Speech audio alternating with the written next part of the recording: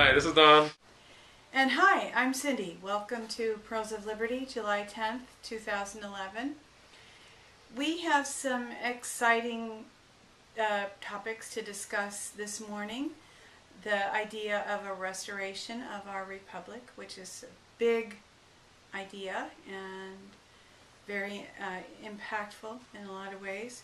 But we wanted to begin this morning just by giving context to what we're doing with video, and of course there are millions of people doing the same sort of thing with video. We kind of feel like we're possibly moving toward a big transition in humanity, something on the really of the magnitude of maybe the Renaissance. And one thing that happened during the Renaissance was the invention of the printing press, which allowed for the dissemination of information on a very wide scale. That was great, but the money guys figured out how to control printing. Now we're kind of back to what was used to communicate ideas before the printing press, which was called the oral tradition. And Don, I know you have some things that you want to share about that. Yeah, of course you could say, well, how is this different from TV? TV, you're watching people, oral tradition, just people talking at you. What we're doing right here, right now, isn't real interactive. You can't talk back to us. We're not doing a live webcam with even people doing typed responses. But the key thing is that we are decentralized. There isn't a central control system. The internet is a new medium that hasn't been completely tamed or controlled. Internet 2 is envisioned by the controllers and the banks and the people that are running things to be a control system. Right now it's free and open.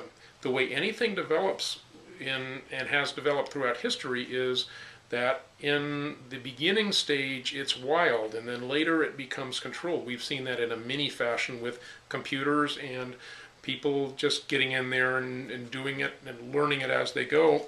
And now it's a lot more sophisticated, and it takes a lot more training to get in. That same kind of thing is happening with the internet in general, and it hasn't come under control yet. But there's another aspect to this whole thing, and that is the idea that the oral tradition is somehow more rich than the printed word. And I believe that that's true, because here you're seeing me in a somewhat interactive way. If I was just writing something, you would see words on a page in a book that I had written, or even a website that I had produced. But right here you're seeing facial expressions and other aspects of communication that are more than just the printed word. So some cultures have, throughout history, have been suspicious of the printed word. And our friend John even told us that there are some Native American cultures that did not want to learn to read because they were, I'll put it in my words, fearful of the power that would have over them, and that they would lose something of their individuality. And there's an element of truth to that.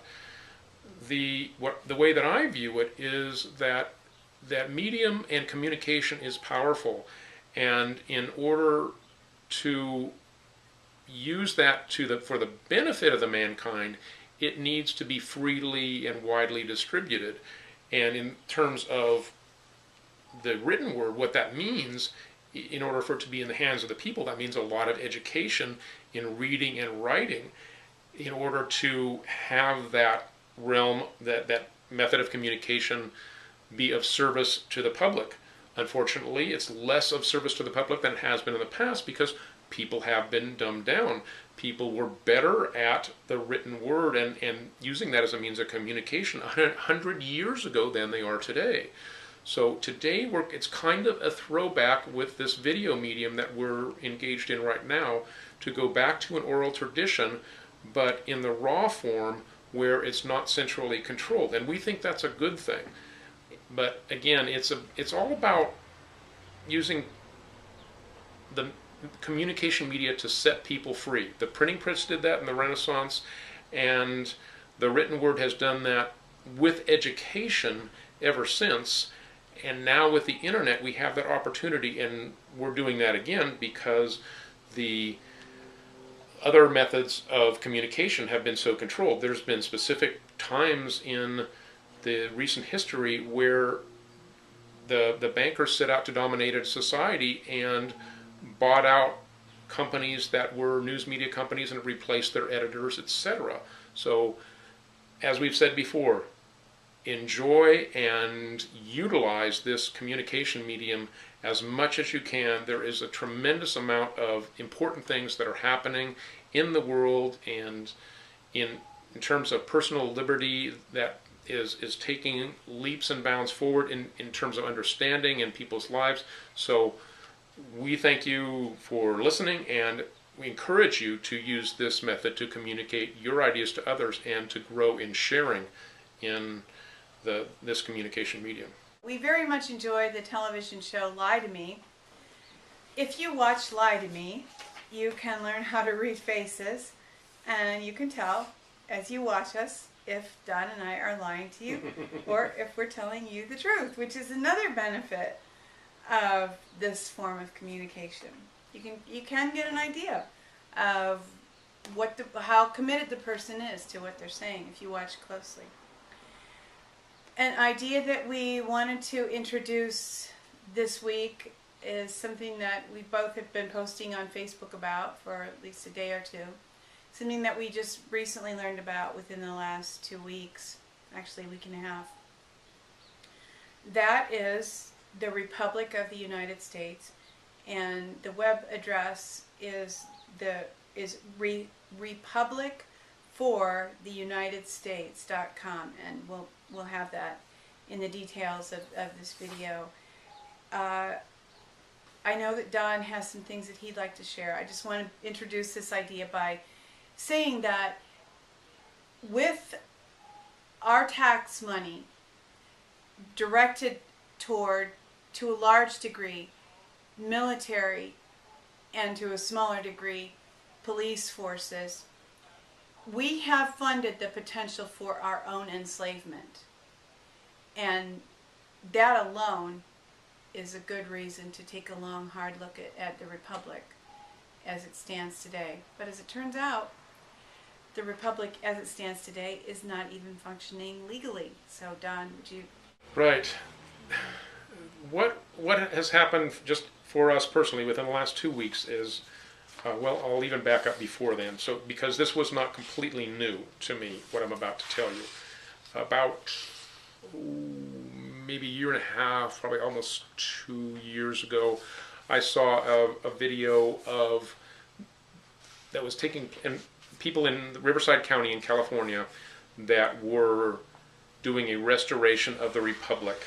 It was very interesting to me. I didn't fully understand it. I knew bits and pieces of it, but it was a seed that got planted, and I think I even emailed it to somebody, and he gave me a name locally, but I didn't check it out because I wasn't just at that place to be able to kind of go off on my own and look into this more.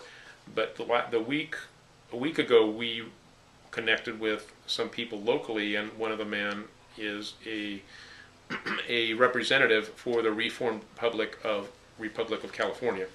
Now, that may all sound weird. You might think we already have a state in a republic form of government in the state of California, as do other states, etc., etc.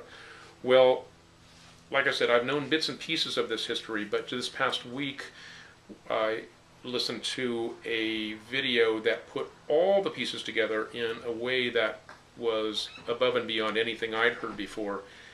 And it's really quite remarkable the extent to which we have been deceived. And people that know that there's something wrong, something really amiss in our government throughout the United States for a long period of time, you'll really want to look into this. And I'm talking about people that know that the deception is deeper than Barack Obama. And people that are aware that globalists have been gaining increasing ground and control of the government. And of course the deception is that this is a natural process, this is something that's good, we're becoming more conscious of a larger world, etc., etc. No, nothing could be further from the truth. just lay out a couple of brief, and it doesn't, I can't do it justice, so please research this on your own with the website that Cindy has given, and there's others too.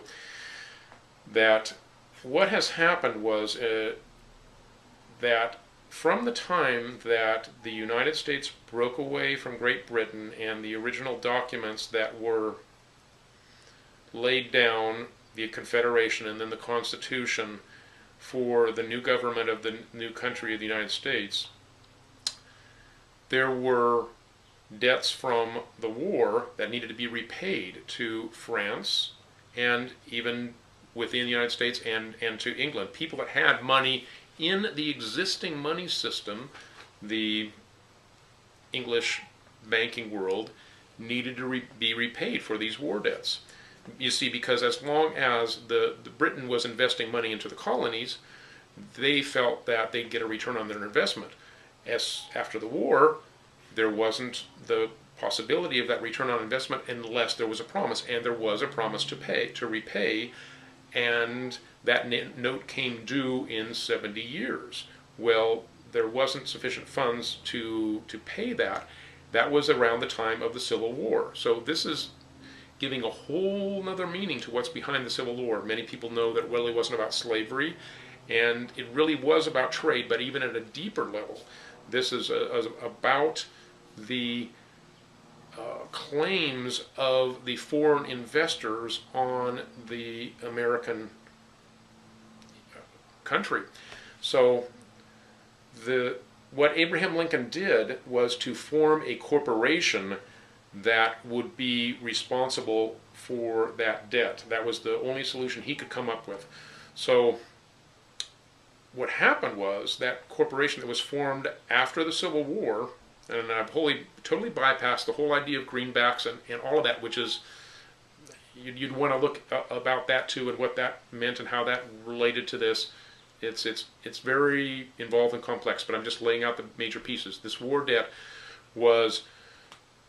became the debt of this corporation that Lincoln created. Some people think that he was going to then dissolve the corporation and declare it bankrupt, and then we were free, but of course he was assassinated. Then this corporation became the vehicle by which the bankers that had been the originators of the debt were able to begin their control of the American country. And many people who have studied law and history know that after the Civil War, America became a different country in many significant ways. We've said here previously that there was a change from the individual person being sovereign, a sovereign human being, to being a citizen of a state and a subject. So no longer a sovereign, but a subject. So people concentrate on that it freed the slaves. Well, what actually happened was slaves were raised to the level of citizens, and sovereign humans were lowered to the level of citizens. It was a subtle change, but many people did notice it, but the vast majority didn't. Then, so that debt goes for another 70 years, and then we're up to the time of the Great Depression, etc. So there was further changes at that point, and guess what? We're now at the third point where that debt is being restructured. So there's all this level of indebtedness that has come from that original debt. But here's the key point. This debt is fraudulent because because it's being borne by the people, and the people were never informed of it. So according to the video that I watched the other day, there was actually a Supreme Court decision in, I think it was 1932, that recognized the fraudulent nature of these debt claims against the citizens of the United States, and the fraudulent nature in which these claims were being extracted. So, but those remedies were never made public, never advertised. There was never any real resolution to it, because when the people that control the press and are basically in charge of every element of society through the financial system, they're not going to tell you that they're scoundrels. They're not going to tell you that they own you. They want you to believe you are free. It's absolutely true what the philosopher Goethe said, that there are none so enslaved as those who falsely believe they are free. Many people today are waking up, and what's happened is that when that corporation that Abraham Lincoln formed became the primary vehicle of the United States government, the original republic was sitting there vacant. After the Civil War, there was not a quorum to reconvene Congress. What happened was that was reconvened was the corporation, and objections to the Constitution were just sort of swept aside. What is happening now is that republic that was abandoned just after the Civil War, or during the time of the Civil War, is now being re-inhabited through, and that the process by which the existing governors and officers in the various corporate states, because the states are subsidiaries of the American corporation in the corporate America, those people in the existing fraudulent government were served notice by a grand jury. This was all done in a coordinated fashion by a group of patriots that had studied this thing over a period of numbers of years, and it coordinated their efforts so that there was a unified strategy that was legal under common law. That's the key thing, is that there is a difference between the law that is done through the British Bar Legal Association, the British Accredited Registry, that is actually an arm of the British government. There was a real 13th Amendment that was replaced by the 13th Amendment after the Civil War that made titles of nobility illegal. You could not be a part of the United States that was the government of the sovereign individuals if you had a title of nobility, because it was recognized that that was actually agents of the crown. So what has happened is that using the citizen grand juries, the governors and lieutenant governors and different on down the line, officers in the corporations of the various states were given notice, and no one responded. So there was an opportunity to re-inhabit the republic with people that were elected from those that had become members of the republic. This is becoming wider known now because of the current debt crisis. And it appeared that for a time that there would be an opportunity for both the types of government to coexist. What appears to be happening now is that the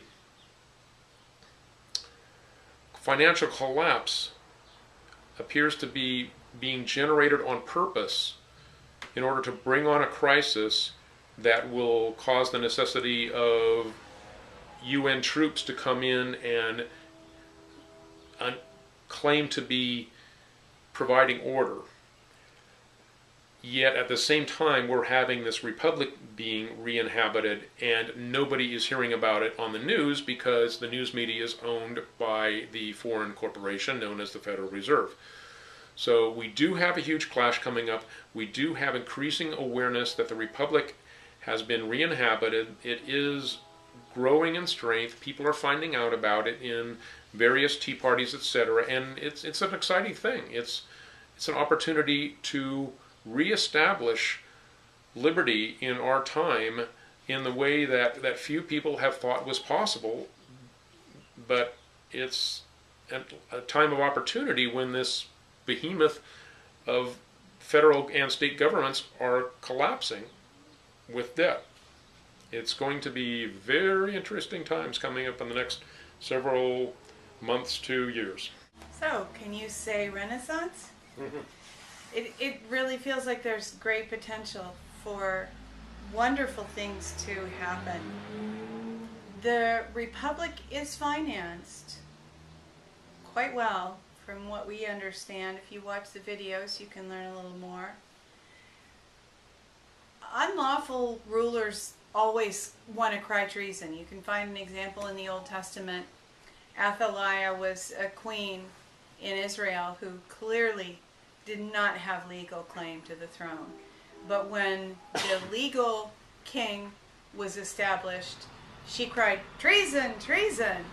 So she was put to death quite soon after that. The other example I was just thinking about in the Old Testament is about David and Saul. And even though David was anointed king, Saul was still by the prophet, and Saul was still functioning as king. And what happened? David went out to the wilderness. He was hunted by Saul, and who came to be a part of him? The people that had problems with the existing administration. Those that in our day, they were the people that had problems with the IRS, etc., etc. We don't have any, fortunately, problems with the IRS. That's been cleared up, thank God. But don't expect a restoration of the Republic to be the best and the brightest and the best hair and the nicest suits. These are people in the wilderness that have learned the hard lessons of the abusiveness of the system, and have said, and basically don't have anything to lose, but have decided that they're going to go for it. So I see it in that light. And if you're going to expect it to be televised on Fox and MSNBC, and the people are going to be interviewed and wearing suits, I don't think so. That is a great point. And many of these things you really should, we don't want to try to represent. You should really watch the videos for yourselves.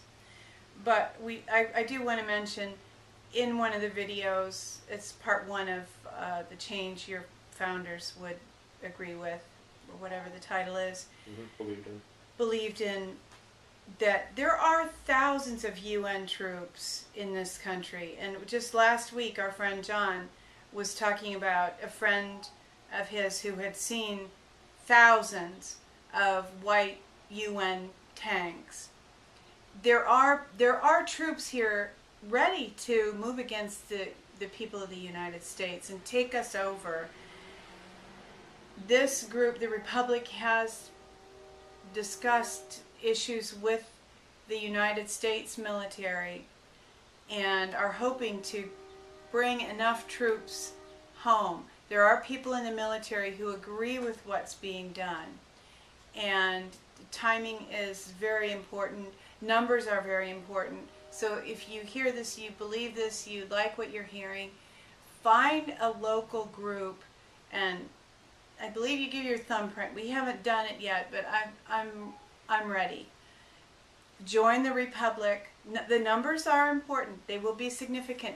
This is actually a moment where you have the opportunity to impact history.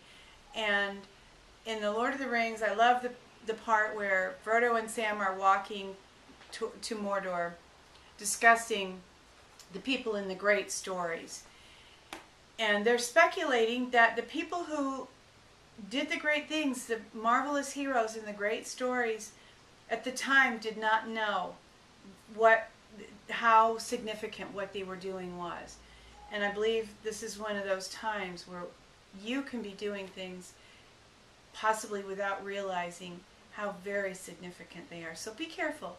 Consider carefully what you hear, and be willing to change if that's necessary.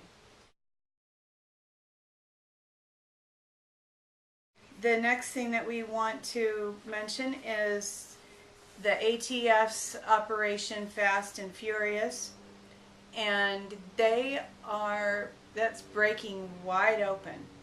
and that operation has been linked all the way back to Obama, and people are being called into account for the wrong that they have done.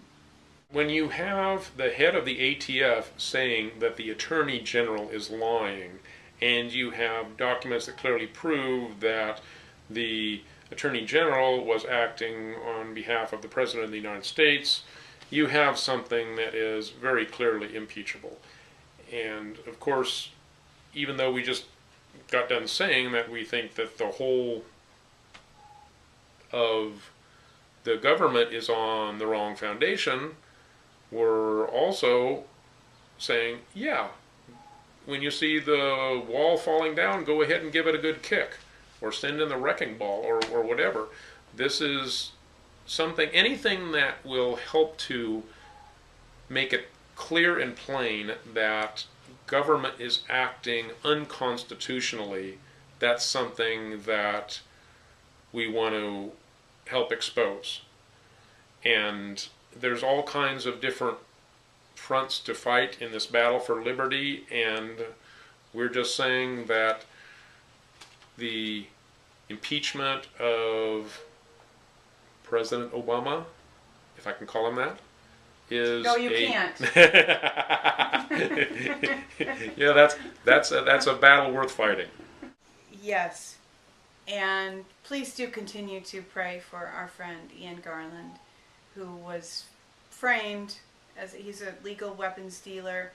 A couple times asked the ATF, "Are you sure it's okay if I sell to these guys?" Yes, go ahead and sell to them. We've checked them out and they're okay. Well, they weren't okay. They were some of the guys who were taking guns across the borders. And yes, we want you to sell to them because it's very important to us that these guns end up down in Mexico so that we can demonize the Second Amendment and take away Americans' guns so that they won't be able to put up a struggle when the UN comes in and helps us all be safe. Exactly, but then when the guns that Ian sold turned up in Mexico, Ian's the bad guy all of a sudden. Of course. He's been in jail since March, has not had his trial yet. This is not, I would not consider that a speedy trial. The Constitution guarantees us a right to a speedy trial. Yeah, well, and the point of the way that this whole thing comes down, in any fraudulent activity, lies beget more lies beget more lies. And at some point, the lies start to unravel, and it starts to be plain that that it's just gangsterism. That's what's happening now in America. More and more people are seeing it. So open your eyes and fight for truth and freedom. And please pray for Ian. I see him as a hostage being held by the bad guys. He hasn't been allowed to publicly tell his story.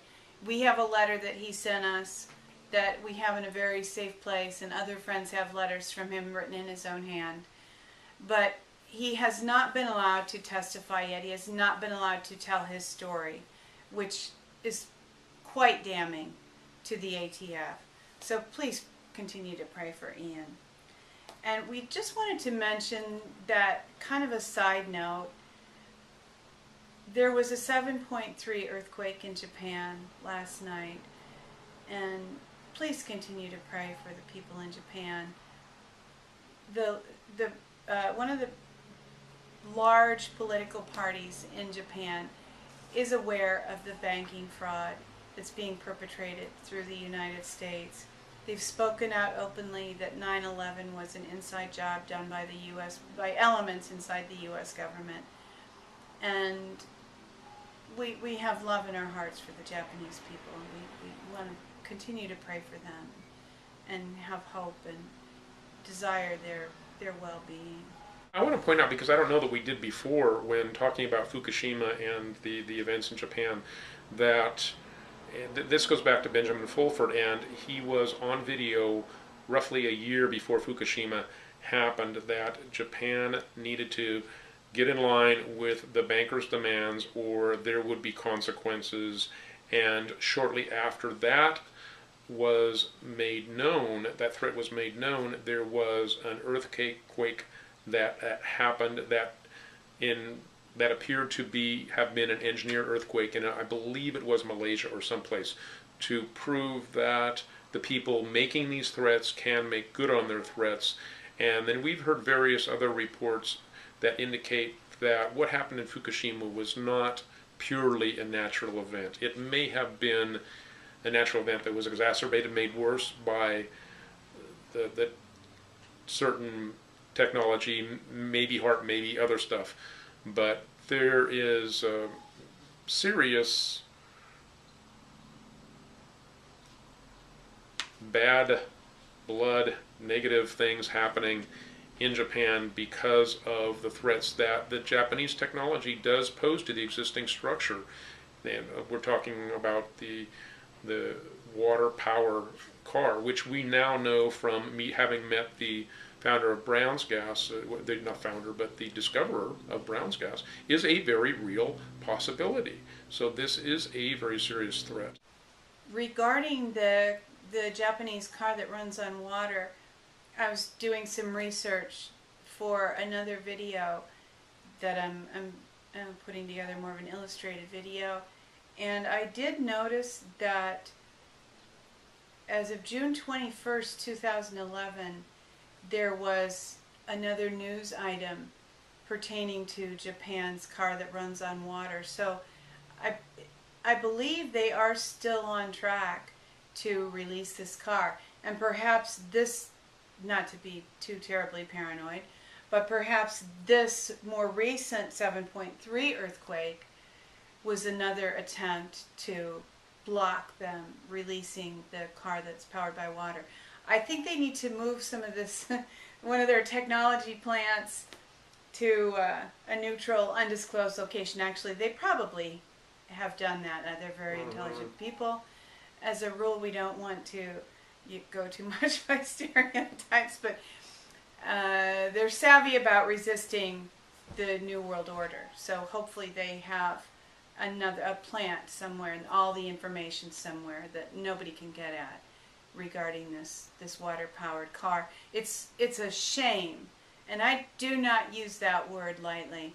It is a shame that people would sacrifice a nation of people like Japan in order to further their agenda and to maintain their control. These are dangerous people. They must be stopped. I know that sounds like a cartoon statement or something. I'm completely serious. They must be stopped. It takes all of us. It's going to take all of us uniting and standing against these people. More on a lighter note. Light, get it? There is a bill that has been introduced in the House of Representatives to repeal the ban on incandescent light bulbs. Hey. So, yay. It's HR 2417.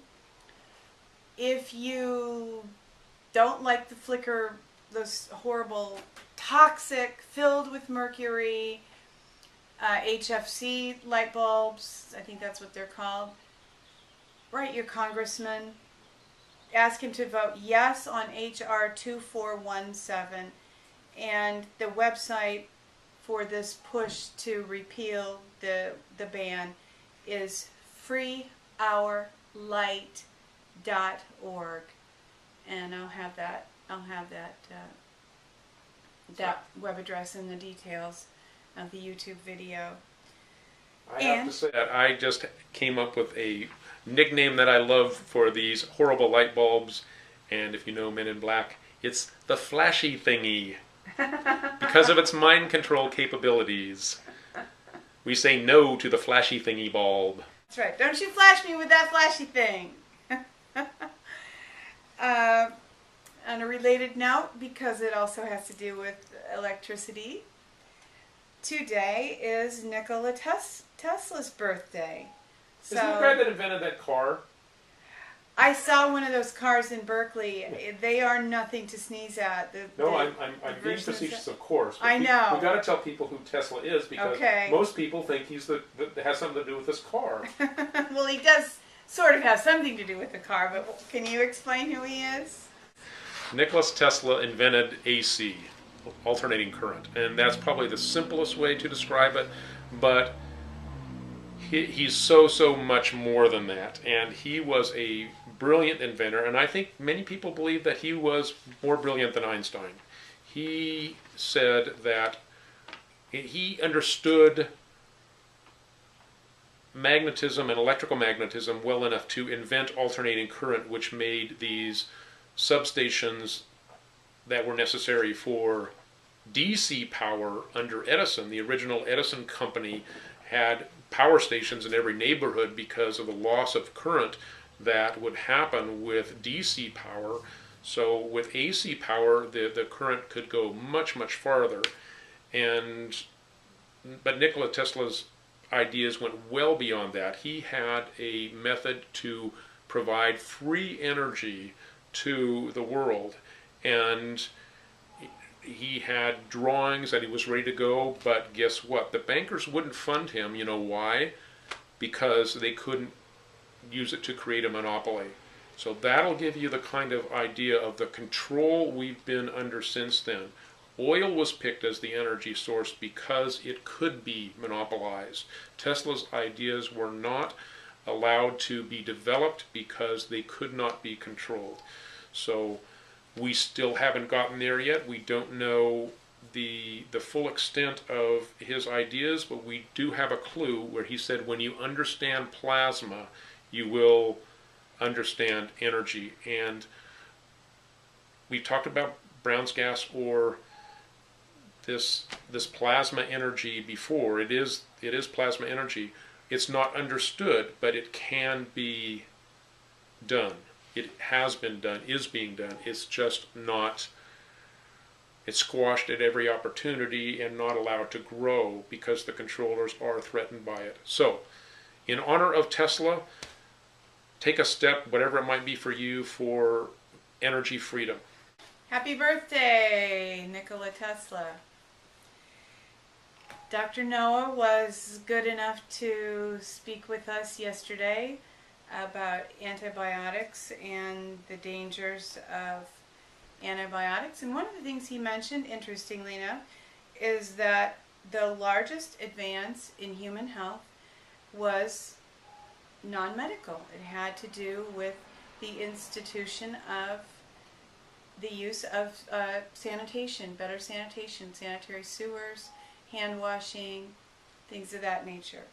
So here's Dr. Noah to talk about antibiotics. Hey, Don. Hi, Thanks Dr. again. Noah.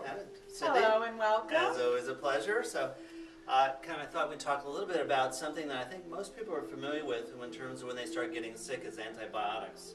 Oh yeah. And antibiotics have been used for quite some time with the discovery of some mold on some food and seemed to have this beneficial effect. And when someone had an infection, it was able to break down the walls of bacteria or actually kill them. And so that was kind of a revolutionary type of change in terms of having this tool to help people that were sick. And so there was obviously some good things. But as we'll talk about, there's, once again, it's been kind of blown out where antibiotics are like this incredible, anything that is wrong with you, you take it. Well, now what has happened is because of overuse of antibiotics, and we'll talk about the other uses there too, now I mean, the medical profession, drug doctors have created monsters now.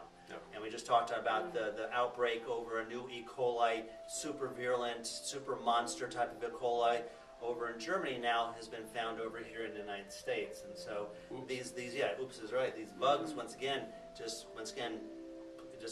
create havoc in your body, and now these things that might have worked in the past when they were used correctly don't work at all now, and so it's kind of scary. And so I thought I'd go a little over about antibiotics a little bit for you.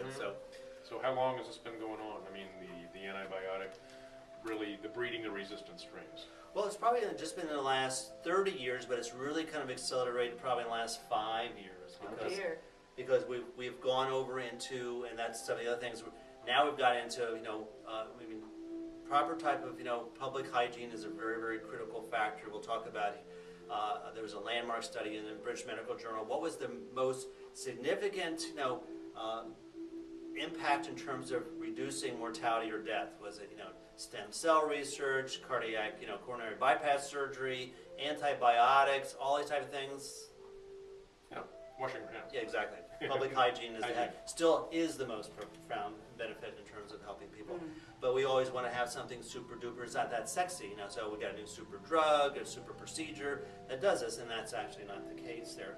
So now antibiotics, because of the farming techniques, are all in our animals type of food that we eat like that. 75% of all antibiotics are now used on animals. Oh my. And then we're eating that, which actually then we have these super resistant strains in the food that we eat. That's Is right. that right? That's exactly right. Because of the overuse in the animals, those bugs become resistant, but now they're in the actual animal. Yeah. You eat the animals, plus it's actually their waste products and other things are also put into the environment that goes into our water system, and that becomes back into our system and causes those kind of terrible things. Then we got into these antibacterial soaps, which once again has been shown not to work any better, but they create once again more of this type of battle. Keep in mind, as we were talking a little bit earlier, bugs are like people. They're trying to survive too. They're doing it. They want to have little families and live long and see their family grow up and go to college and do all these fun Are they things. trying to join the probiotic family? Exactly. Which is the good one. Yeah, exactly. And so they have, just like the rest of us, have survival techniques in terms of doing that. And one of those is, once again, developing mutations that become resistant. So out of 1,000 of these little bugs, one is is able to survive, then that's able to continue their genes, and then over time they become resistant to this force, and this happens to be with antibiotics, the effect of it. So that's what we're dealing with. And for some reason we just think, well, we're human beings, we're rough and tough, and we just do whatever we want, and there's no consequences. Well, there's always consequences. So there was a kind of the myths about antibiotics, and the first one was the myth: antibiotics are responsible for the decline in infectious diseases. And as already mentioned in the British Medical Journal, and also in this other citation from Boston University, this is the quotation: at most, 3.5% of the total decline in mortality since 1900 could be ascribed to improved. Let me read that again. At most, 3.5% of the total decline in death rate since 1900 could be linked to medical measures. Most of it, as we already talked about, had to do with improved nutrition, improved sanitation, and hygiene. So that's really, really the cutting edge. 3.5%. You're saying only 3.5 for everything. Everything. In terms of overall mortality decrease over the last 100 years, once again, 3.5 is due to miracle drugs. But people think it's the other way around. Oh, well, the reason why we're living so long is because I'm the drug doctor and I give all this crap, and and it's just all, once again, all pretend. It's all smoke and mirrors. So that's what the facts are. Myth number 2, which I see even to this day, which is just so disheartening: antibiotics are useful against colds and flus. Viruses and funguses. I mean, you could pour antibiotics on them every day, 24/7, nothing would happen, because they're very, very specific. It's once again, it's like having diesel fuel and gasoline. If you have a diesel car or truck, you have to use diesel. Well, a virus isn't biotic, right? That's right. It's not a bacteria. It's an antibiotic. Right. Well, I know, but I see it, I hear it. It's done every day. I mean, every week I'll say, I saw my drug doctor. They think I have a cold. Okay, cold means virus. I have the flu. That means a virus. I have a sinus infection. Mayo, we talked a little bit earlier. Mayo Clinic has done cultures. 95% of sinus infections are, once again, fungus and viruses. So the doctors must be trying to kill off the probiotics then. Well, is that what they're trying to do? Well, they don't, I don't know what they're trying, because obviously they're not thinking, because they're not doing anything intelligent. And that's exactly what happens. We'll talk a little bit. So that's again, that's a myth, and people once again, begs, and be fair, sometimes beg to give me some antibiotics. But instead of having the intestinal and professional fortitude and say, hey Mary or John, that just doesn't work. Go see Dr. Noah. He's got wonderful things to do. Of course, that's not going to happen. Well, people are conditioned. Give me a pill. Exactly. Give me the Fix magic. me. Yeah, fix me. I'm helpless. I have no type of mind or will or knowledge like that. I'm just, once again, a little baby, and take care of me. Whether it's in the government or the drug doctor, just do something for me. And as we talked earlier about, another study showing that for women, sudden cardiac deaths is able to reduce 95% from what? Do you have to run 25 marathons a day? No. You stop smoking, you get your weight under control, you exercise, and you eat a Mediterranean diet. Just those 4 simple things. Everybody, I don't care how much you make, you can do that. Doesn't cost any money. 95% of 250 to 310,000 people who die wouldn't have to die. And you add some kind of a detoxification regime on top of that. Well, now we're going into what's called optimum health. I'm just talking about health where people walk around like sort of like zombies. You know, they get sick 3 or 4 times a year. You know, they have no energy. Unfortunately, that's the average health right now. That's supposed to be healthy. I can't sleep. I have indigestion. You know, that's healthy. I mean, I think I've shared with you and on my TV show. I've actually people yell at me and say, "Oh yeah, you know, I am healthy. My quack drug doctor says I'm healthy. I'm on 17 drugs. I have no energy. I'm not working. I'm disabled, but I'm healthy." Yeah. And I said, "Well, you're a quack, and you're weird, and your drug doctor is definitely a quack." Yeah. And they just storm out of the door. So you're not healthy, and I can prove it because your mind isn't working. Yeah, I mean, how can you say that? It's like, my car works great. It doesn't start, it blows out smoke, you know, it stops in the middle of the road, it catches on fire, but, you know, it's a great car. Yeah. I mean, what? Yeah.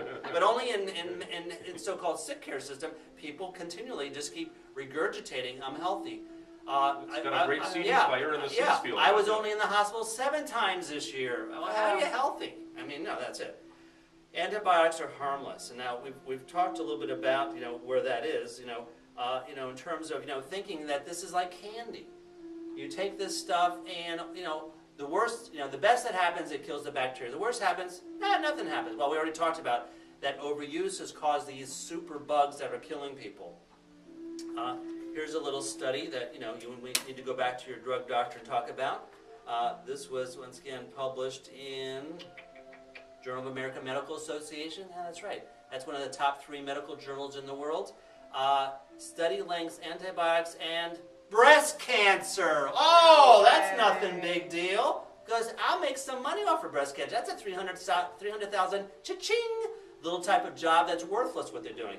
So when you take antibiotics over amount of times, and this study showed that if you took more than 25 antibiotics over a lifetime, you increase your chances of breast cancer by how much? So, guess how much? 10%? That's I'd outrageous. 50%. 210%. Oh. Yeah. If you've taken it how many times? 25 times In your lifetime. in your lifetime. That's nice. Now, That's most almost patients. all of us. Well, I know, exactly. And I've had patients, that's 3 or 4 times a year. So that's like in 6 years, you're at a 210 increase of breast cancer like So when that. people ask for their antibiotic, they should say, "I'm really trying to get breast cancer. Can you please give me some?" Absolutely. And they'll say, "Oh, we're happy to," because my friend Bill or Mary, who's the cancer specialist, he'll be able to get their kids through college at Harvard because, you know, they'll make $300,000 that I'm creating. Nice. It's like going to your car mechanic. You go see Don to get an oil change. He stabs your tires because I'm Ed, the tire guy, so that's going to make work for me. I get in there and basically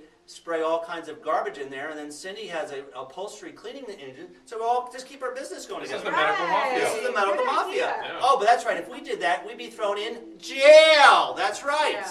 So this same kind of quackery occurs all the time. So that's nice. Well, like what Don was talking about, when you take antibiotics like that, you can create other problems. Yeah. So what you do is you kill the bad bacteria. Okay, sometimes that might be necessary, but you destroy the good bacteria. And good bacteria helps your immune system, helps you basically prevent other things. And women know this mostly. They have a urinary infection, they take antibiotics. What's a common problem after you take antibiotics with that?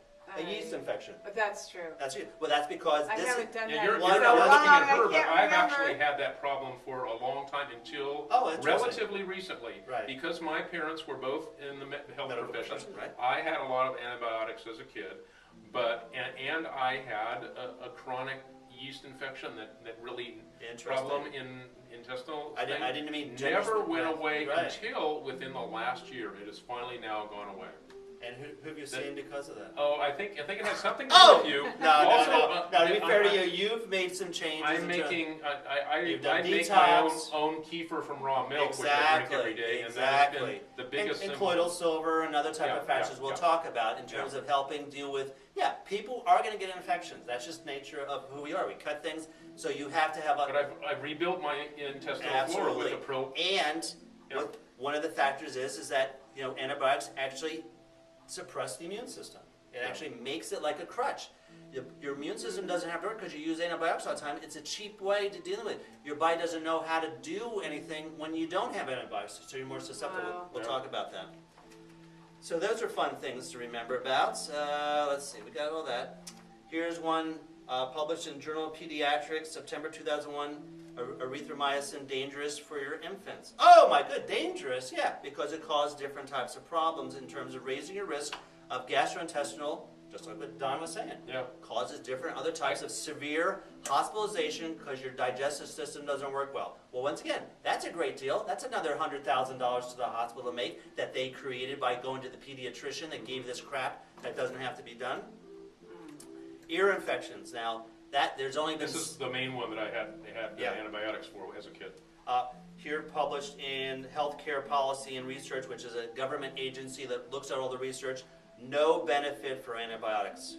Randomized control. Yep, exactly. Yeah. So this is still common. I still hear this. Oh, yeah, my daughter's son had ear infections. Well, he should come in here and let me fix it and we'll go there. Oh, no, he went to see the quack pediatrician. They gave him antibiotics. Well, and I just say, well, then he or she's a quack because there's no science to support that, plus all the different type of problems. And this was published back in the early 2000. Here's a book by actually the Harvard School of Public Medicine or Public Health. Oh, that's right. I've never heard of that. I know. That must be a health food store. So what do those people know? How our nation's abuse of antibiotics and other germ killers is hurting your health and what you can do about it. Overkill.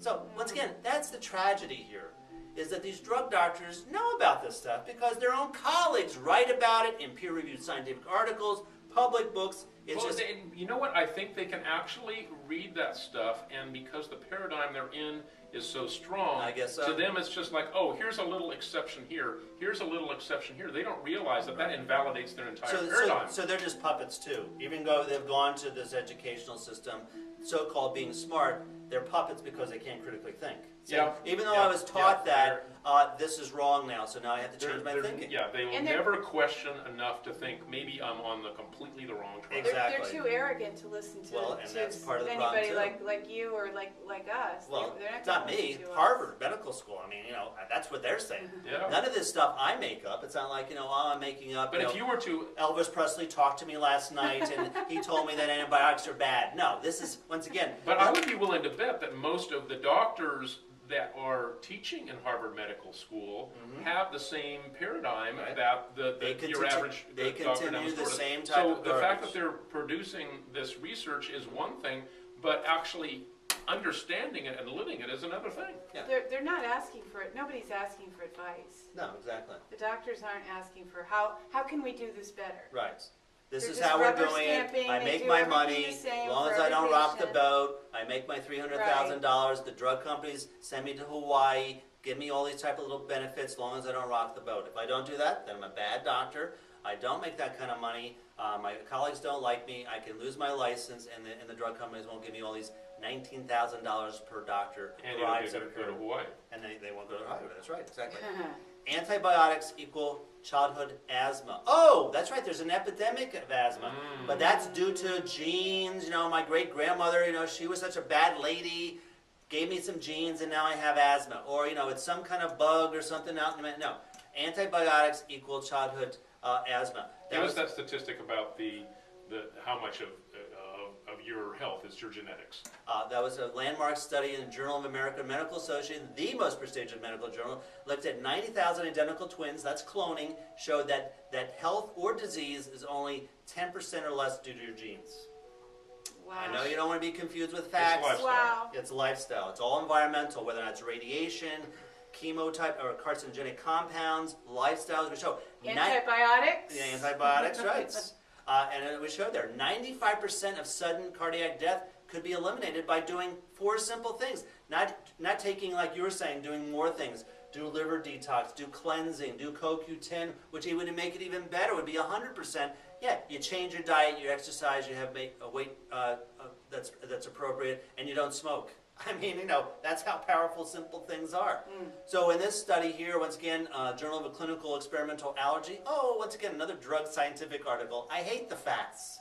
And they showed that by just taking, risk of asthma, if ever used, was 274%, increase your chances. Risk of asthma, if antibiotics were used in the first year of life, 405%. Oh my gosh. So you go to your pediatrician, what a quack, gives your kids all this crap, and then you wonder, where did asthma come from? It must have been from something else. I have no control. No, you go back to the pediatrician and say, hey, you asshole. Oh, excuse me, you a-hole. Hopefully you'll delete that. No, I'm not going to Okay, good. Well, hey, you caused this problem. You're going to fix it now. And they'd have to say, well, I can't fix it. You need to go see Dr. Noah. He's the only kind of doctor that fixes it. So what else do we have here? Here's a good one. So here's a study about, think about, antibiotics are this revolution. This shows you what's called natural history progression of a disease. So in 1900, rheumatic fever was a very, very serious type of infection, but it started to decline because, as we talked about, because of public health issues. And so as you can see, it drastically came down, and here is when antibiotics were actually introduced. So you can see almost like a 90% reduction that had nothing to do with antibiotics, but that's the magic, and again, that's the propaganda, that's the brainwashing, that antibiotics were the magic thing. Now they have a factor, as you can see through here, like that, but once again, not the major impact that when people say. So we don't think that things like sewer systems are a part of health, but they really are. They are. And we forget how recently that stuff was just not only a recently, part of our society. Just 2 years ago, in hospitals, they found out that drug doctors, being as stupid as they can be, that don't even know how to wash their hand, kill, murder, annihilates 100,000 people a year. Can you imagine? That's from dirty hands. Dirty hands, transmitting from one patient to another. Shocking. They don't even remember what their mother and father told them when they were 5 years old. And they're so smart, they kill 100,000 people. So it's actually larger because that was a study done by drug doctors. So they're going to try to downplay it too much. But what other industry can kill by doing something stupid like that? The air industry would be closed down in a minute. If my profession hurts 2 or 3 people, they want to throw us out. But they, once again, just not washing their hands. That's not the millions of other people that are killed because of drugs. We've talked about that. 1 person every 3 minutes is killed by medical intervention. Not malpractice, just what they're doing. That's one of the consequences of what they're doing. Amazing. 1 every 3 minutes.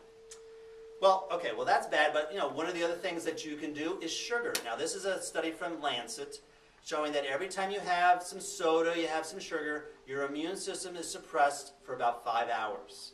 So if you eat junk all day, well, then your immune system is suppressed all the time. So that's crap too. So we're not just going to focus on antibiotics. Let's talk about the other type of element of, once again, sugar products like that. And you're feeding the bad Absolutely. bacteria with and the sugar yeast too. And the other types of fungus type of factors like that. So. Yeah. So and mothers need to read labels because do. almost all processed foods, and almost everything off the shelf has sugar in it. So Dr. Noah, Corn syrup. Yeah, corn syrup, exactly, right. which is total junk. This is terrible.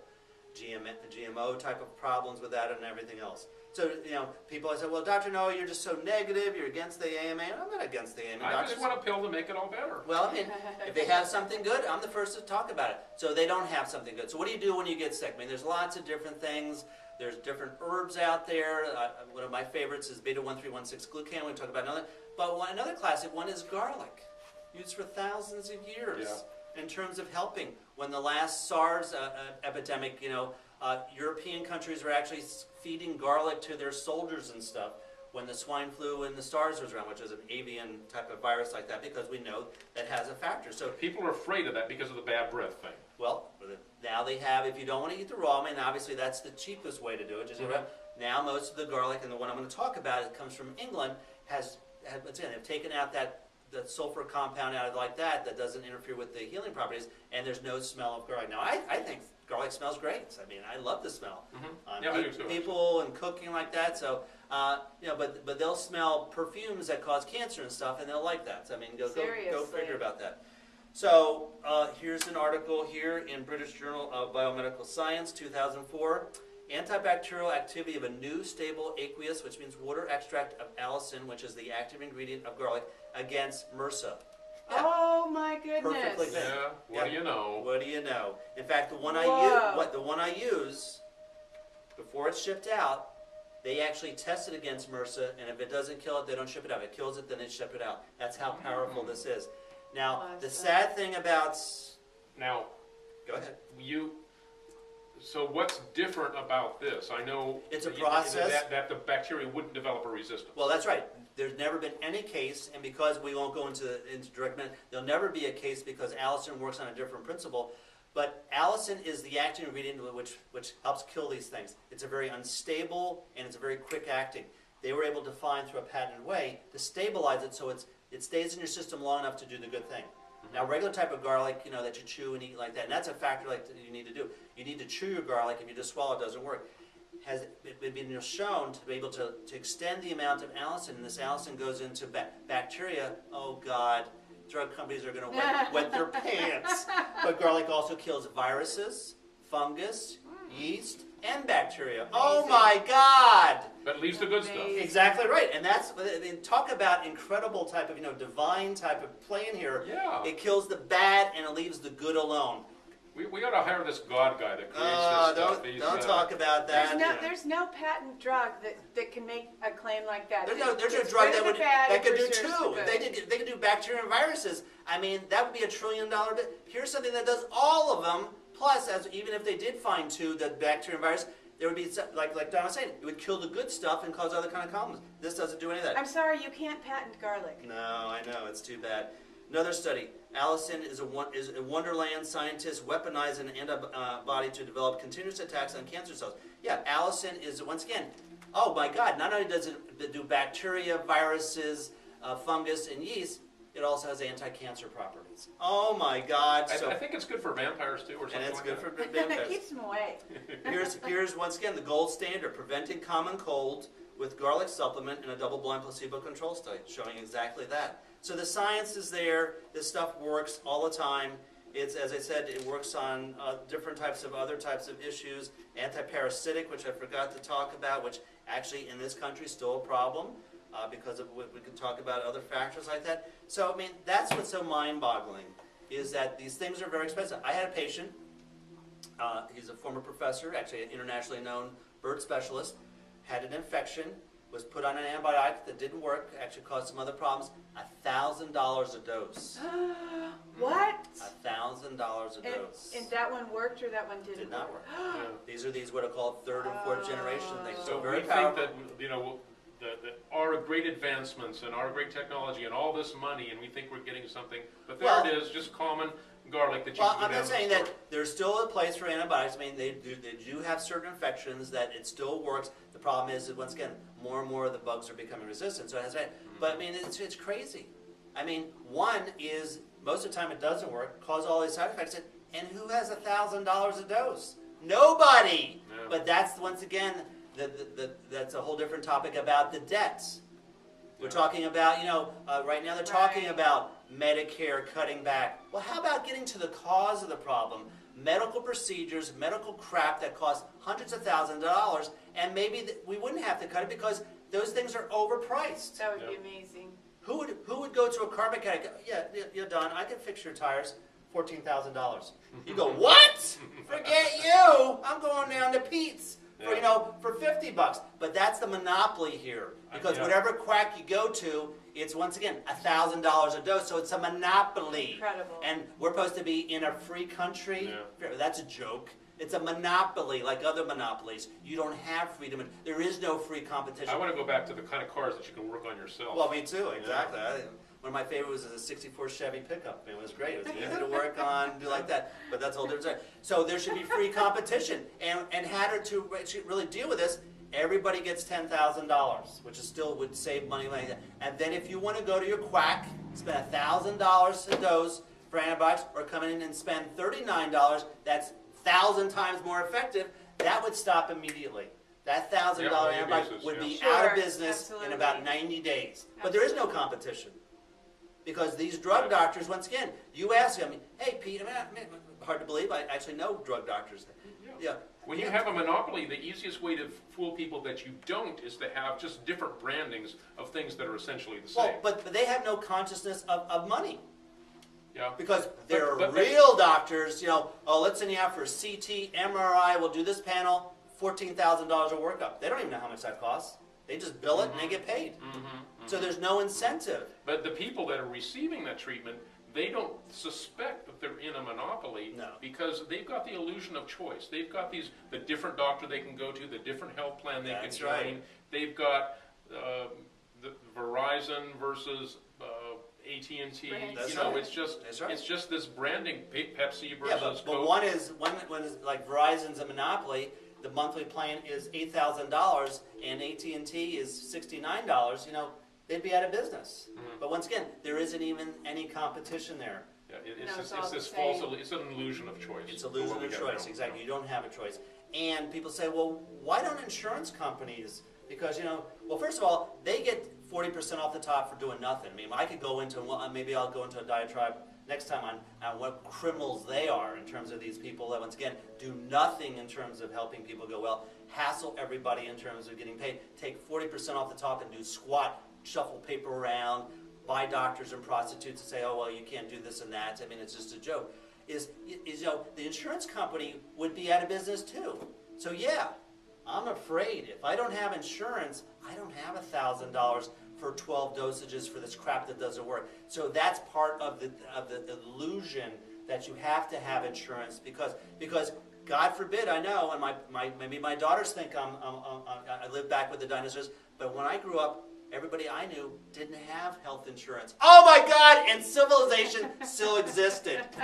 There weren't dead bodies everywhere on the curb like that. People weren't, once again, foaming at the mouth and having sores all like that. Little old ladies weren't dying every 14 minutes like that. Yeah, you went to go see your doctor, you paid something, and that was it. Yeah, and if Dr. Smith down the road charged $100 and Dr. Noah charged $30, guess what?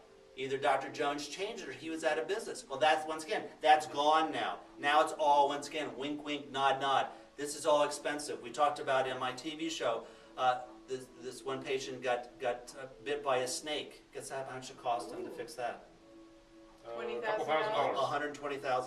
Oh. Yeah. See, as far out as we can extend our heads to make a guess, we won't get Well, just like with the breast cancer, Don's going, how much more could this terrible thing cause breast cancer? Most reasonable will be like, oh, 50%. Oh, that's terrible. I mean, God, I'm going to start quilting and walking for, breast cancer, which is a total joke, like that. And then, 210%. Like, people go, whoa, 210, that's a lot. Yeah, guess what? That is a lot.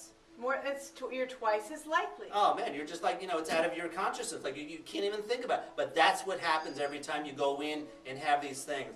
Hundreds of thousands of dollars. People have no concept of what these things cost. Yeah. Like cancer, $300,000 to $500,000. People once again just go in. Oh yeah, we talked about the drug. That once again the FDA is not going to use for breast cancer because it's $10,000 a month and extends life by a month. I mean, who else who else would pay that? Yes, Cindy, I know your husband. So it's like a protection racket where everybody on the block, every store on the block has said, well, I can't exist without paying this protection money. Exactly. And here he is, just the lone holdout, trying to stay alive without paying the protection money. That's right. Yeah. And that's the battle. But that's, as Cindy and I were talking about before, I think there's some movement. People are starting to wake up. People are starting to realize that, this system just can't exist like this.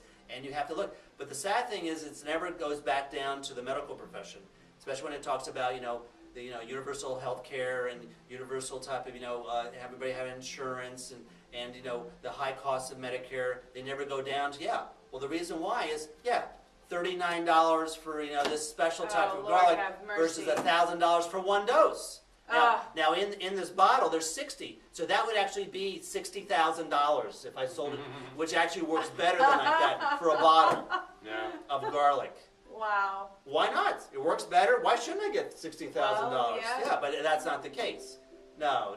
It's this special stuff that some drug company, once again, past some bogus type of studies showing, yeah, this helped a little bit. Now I'm going to make $1,000 off of it. Yeah. Yikes. They fought off the FDA. They're in collusion. Well, Yeah, the FDA's a revolving door. 1 year they're working for the drug company, next year they're working for the FDA. So that's where their interest is. Yeah, where the money is. They look the other way. Wake up! Yeah, and now they're trying to ban in this country. We'll talk about next week. I haven't had enough time to read about it. Now they're doing again, trying to do like they did over in Europe, trying to ban all herbs and vitamins. That again. is scary. Yes. The Codex Alimentarius in Europe Yep, is exactly. Now coming over it's here, headed here. Yeah. it's coming back But again here. anything developed after 1994.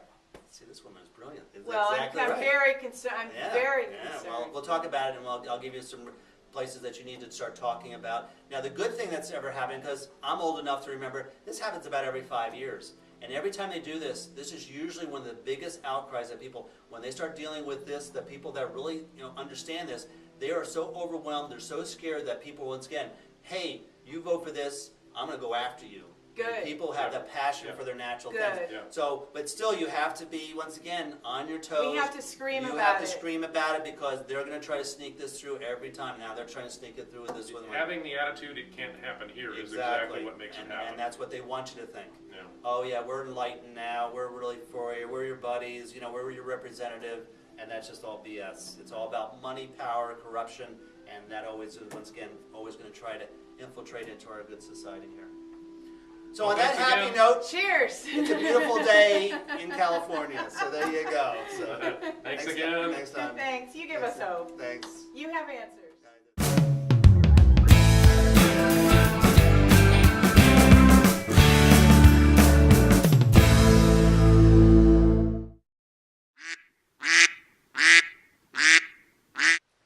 And thank you, Dr. Noah, for that information.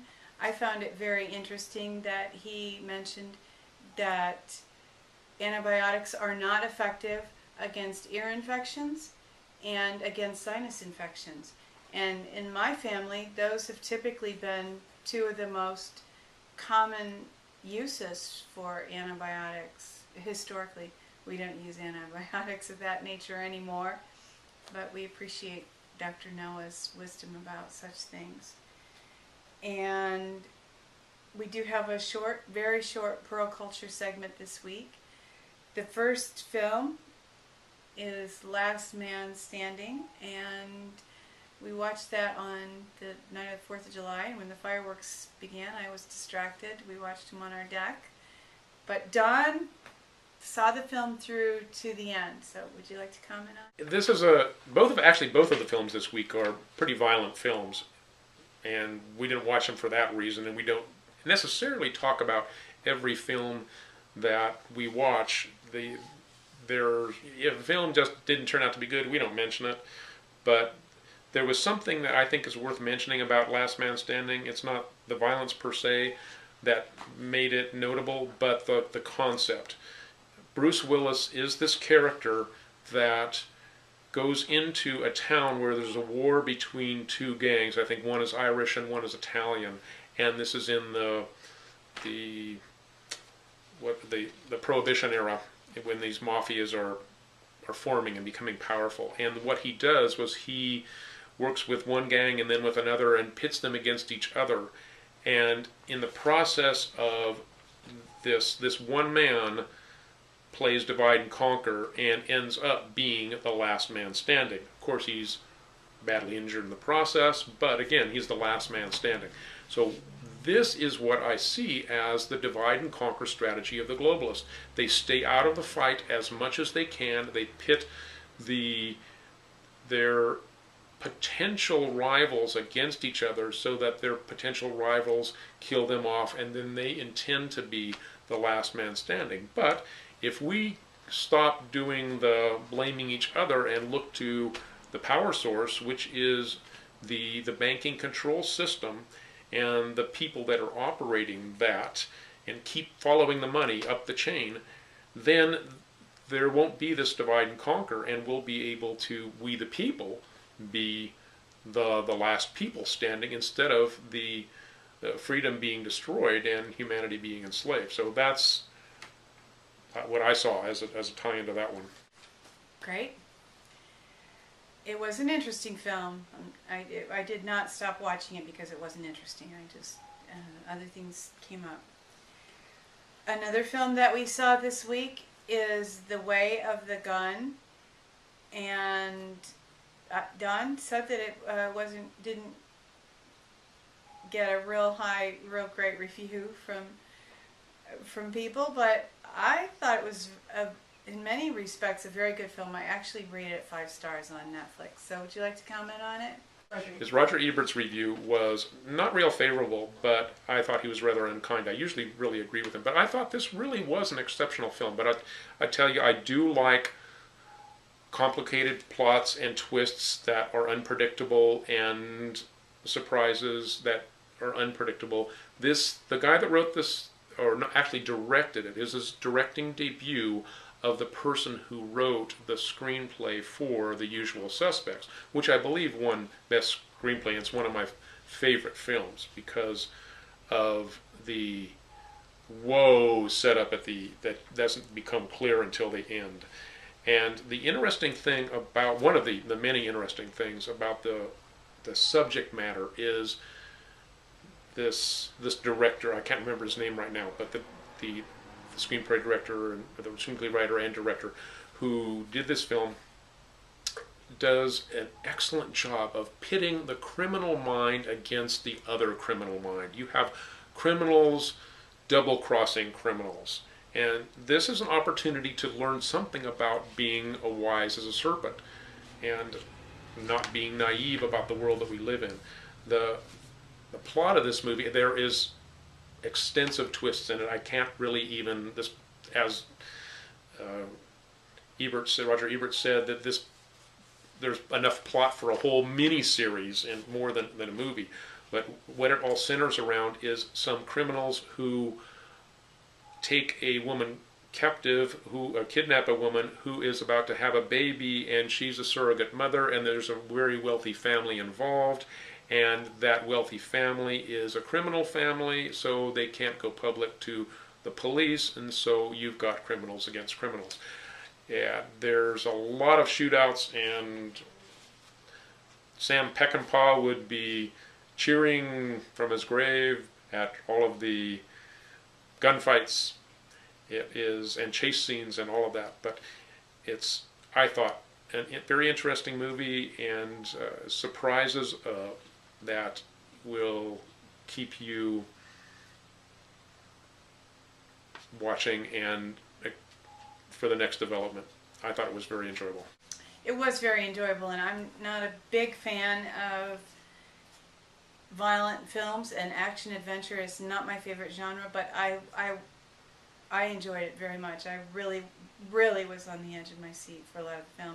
And there were a lot of ideals that were expressed about family and about giving account to God when you die for what you've done, and there were some very deep insights which I found added to the entertainment value, and the amount that was packed into that 119-minute film was pretty amazing. Even though you have quite long fight scenes and chases, there is a lot of drama and plot and character development as well. So, yeah, well done. The Way of the Gun. Great. And do you have any final parting thoughts for this week? Promise people something this week. Oh. And it says, since you were talking about psychopaths, we need to give the answer to the psychopath riddle.